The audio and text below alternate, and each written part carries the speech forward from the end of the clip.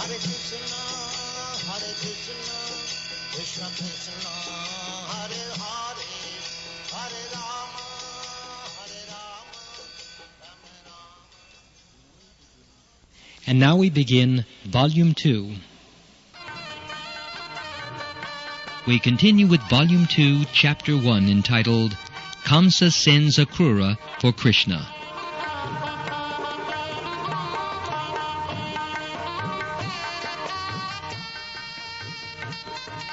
Vrindavan was always absorbed in the thought of Krishna. Everyone remembered his pastimes and was constantly merged in the ocean of transcendental bliss. But the material world is so contaminated that even in Vrindavan, the asuras, or demons, tried to disturb the peaceful situation. One demon named Arishtasura entered the village like a great bull with a gigantic body and horns, digging up the earth with his hooves. When the demon entered Vrindavan, the whole land appeared to tremble, as if there were an earthquake. He roared fiercely, and after digging up the earth on the riverside, he entered the village proper. The fearful roaring of the bull was so piercing that some of the pregnant cows and women had miscarriages. Its body was so big, stout, and strong that a cloud hovered over its body, just as clouds hover over mountains. Arishtasura entered Vrindavan with such a fearful appearance that just on seeing this great demon, all the men and women were afflicted with great fear, and the cows and other animals fled the village.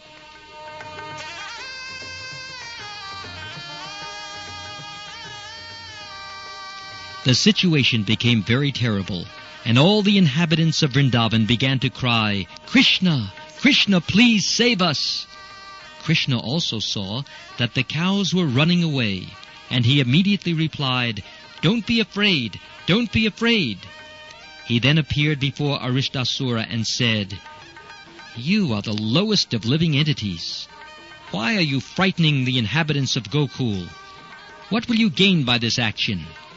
If you have come to challenge my authority, then I am prepared to fight you."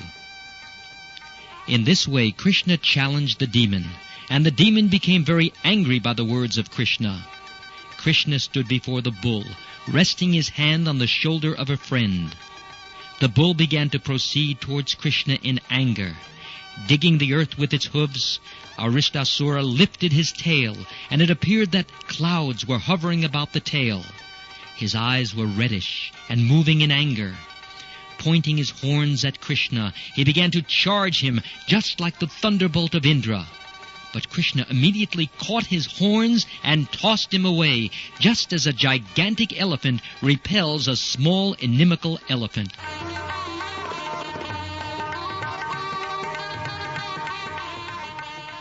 Although the demon appeared very tired, and although he was perspiring, he took courage and got up. Again he charged Krishna with great force and anger. While rushing towards Krishna, he breathed very heavily. Krishna again caught his horns and immediately threw him on the ground, breaking his horns. Krishna then began to kick his body, just as one squeezes a wet cloth on the ground. Being thus kicked by Krishna, Arishtasura rolled over and began to move his legs violently. Bleeding and passing stool and urine, his eyes starting from their sockets, he passed to the kingdom of death.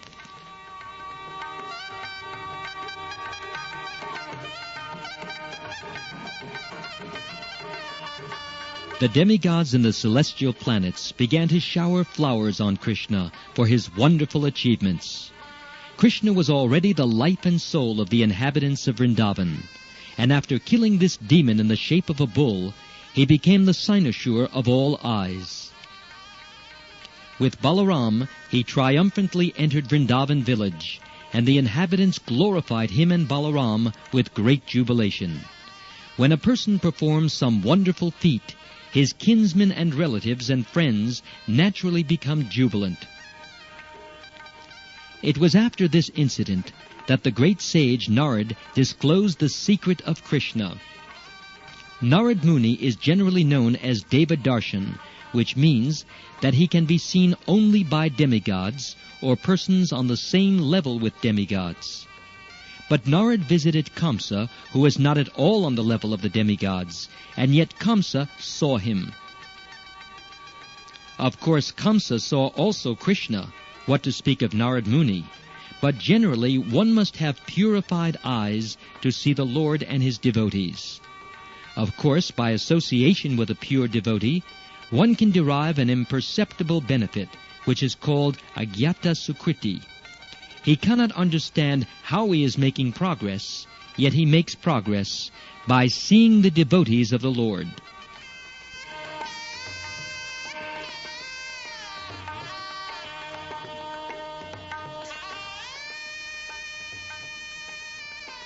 Narad Muni's mission was to finish things quickly.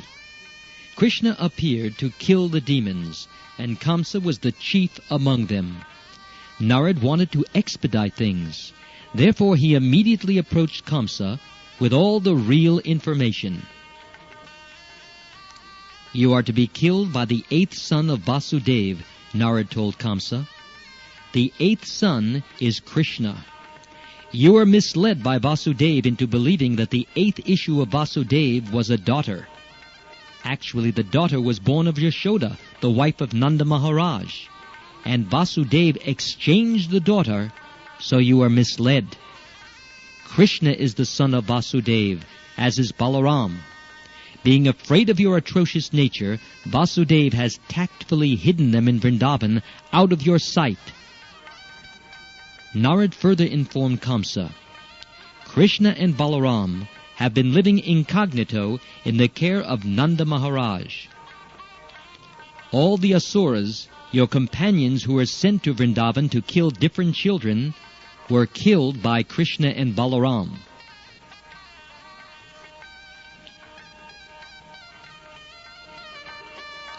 As soon as Kamsa got this information from Narad Muni, he took out his sharpened sword and prepared to kill Vasudeva for his duplicity. But Narad pacified him. "You are not to be killed by Vasudeva," he said. "Why are you so anxious to kill him? Better try to kill Krishna and Balaram." But in order to satisfy his wrath, Kamsa arrested Vasudeva and his wife and shackled them in iron chains. Acting on the new information, Kamsa immediately called for the Keshi demon and asked him to go to Vrindavan immediately to fetch Balaram and Krishna. In actuality, Kamsa asked Keshi to go to Vrindavan to be killed by Krishna and Balaram, and thus get salvation. Then Kamsa called for the expert elephant trainers, Chanura, Mushtik, Shal, Toshal, etc., and he told them, "My dear friends, try to hear me attentively. At Nanda Maharaj's place in Vrindavan, there are 2 brothers, Krishna and Balaram. They are actually 2 sons of Vasudeva. As you know, I have been destined to be killed by Krishna. There is a prophecy to this effect. Now I am requesting you to arrange for a wrestling match. People from different parts of the country will come to see the festival. I will arrange to get those 2 boys here, and you will try to kill them in the wrestling arena."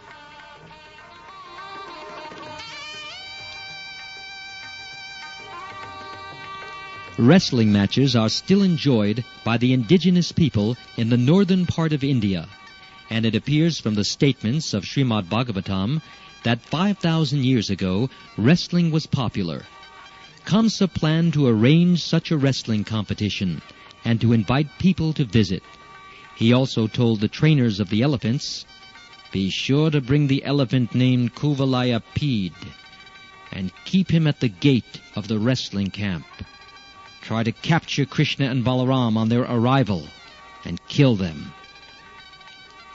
Kamsa also advised his friends to arrange to worship Lord Shiva by offering animal sacrifices and performing the sacrifice called Danor Jagya, and the sacrifice performed on the 14th day of the moon, known as Chaturdashi. This date falls 3 days after Ekadashi, and it is set aside for the worship of Lord Shiva. One of the plenary portions of Lord Shiva is called Kalabhairav. This form of Lord Shiva is worshipped by the demons who offer animals killed before him. The process is still current in India, in a place called Vaidyanath Dham, where the demons offer animal sacrifices to the deity of Kalabhairav. Kamsa belonged to this demoniac group. He was also an expert diplomat, and so he quickly arranged for his demon friends to kill Krishna and Balaram.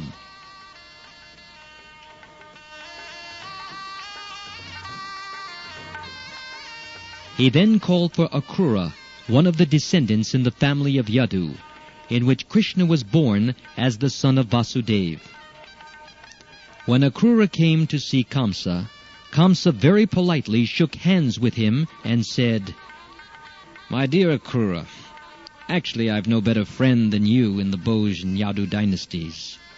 You are the most munificent person, so as a friend I am begging charity from you. Actually I have taken shelter of you, exactly as King Indra takes shelter of Lord Vishnu. I request you to go immediately to Vrindavan and find the two boys named Krishna and Balaram. They are the sons of Nanda Maharaj. Now take this nice chariot, specially prepared for the boys, and bring them here immediately.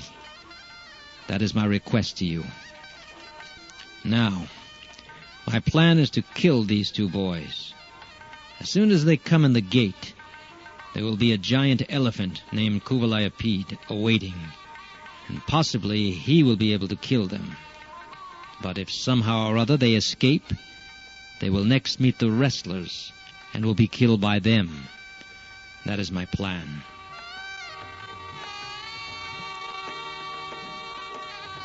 And after killing these two boys, I shall kill Vasudeva and Nanda, who are supporters of the Vrishni and Bhoj dynasties. I shall also kill my father Ugrasen and his brother Devik, because they are actually my enemies and are hindrances to my diplomacy and politics. Thus I shall get rid of all my enemies. Jarasandha is my father-in-law, and I have a great monkey friend named Vivid. With their help, it will be easy to kill all the kings on the surface of the world who support the demigods. This is my plan. In this way I shall be free from all opposition, and it will be very pleasant to rule the world without obstruction. You may know also that Shambhara, Narakasura, Banasura are my intimate friends, and when I begin this war against the kings who support the demigods, they will help me considerably. Surely I shall be rid of all my enemies. So please go immediately to Vrindavan and encourage the boys to come here to see the beauty of Mathura and take pleasure in the wrestling competition." After hearing this plan of Kamsa's, Akrura replied, "My dear king, your plan is very excellently made to counteract the hindrances to your diplomatic activities. But you should maintain equilibrium, for the result of your activities may be fruitful or may not be fruitful. After all, man proposes, God disposes. We may make very great plans, but unless they are sanctioned by the supreme authority, they will fail. Everyone in this material world knows that the supernatural power is the ultimate disposer of everything. One may make a very great plan with his fertile brain, but he must know that he will become subjected to the fruits, misery and happiness. But I have nothing to say against your proposal. As a friend, I shall carry out your order and bring Krishna and Balaram here as you desire." After instructing his friends in various ways, Kamsa retired, and Akrura went back to his home. Thus ends the Bhaktivedanta purport of the second volume, first chapter of Krishna. Kamsa sends Akrura for Krishna.